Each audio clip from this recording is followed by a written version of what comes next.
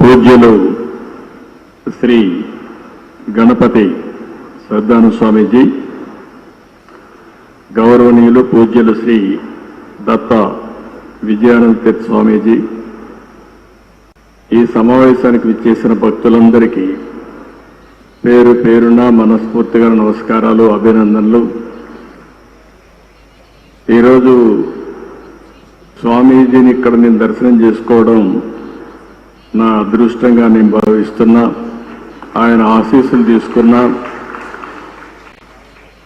ఆయన ఎప్పుడు కూడా ఒక మంచి మనసుతో ఆశీర్వదిస్తారు.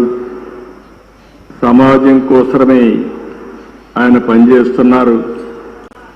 ఈరోజు ఆయన చెప్పిన మాటలు కూడా మీరు వింటే, ఆయన నేను కష్టాల్లో ఉన్నప్పుడు ఆయన పూజ చేసి నాకు దాన్ని ఆ ఫలితాన్ని ఇప్పుడు నా చేతికిచ్చారు అంటే, ఒక మంచి కోసం ఏ విధంగా ఆలోచిస్తారో స్వామీజీ ఒక ఉదాహరణ అని చెప్పి నేను మీకు అందరికీ తెలియజేస్తున్నా. వారి జీవితంలో మీరు చూస్తే దత్త క్షేత్రాలు పెట్టి అక్కడ భక్తుల కోసం అనేక సందర్భాల్లో రావడం. ఒకసారి ఇక్కడే వారిని కలిశాను, హైదరాబాద్లో అనేక సార్లు కలిశాను.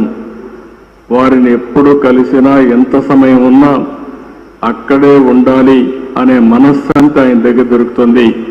అది ఒక అదృష్టం అని చెప్పి కూడా నేను మీకు తెలియజేస్తున్నా. చాలా తక్కువ సమయంలో ఒక మెసేజ్ ఇచ్చారు. నా సంకల్పం స్వర్ణ ఆంధ్రప్రదేశ్ చేయాలని.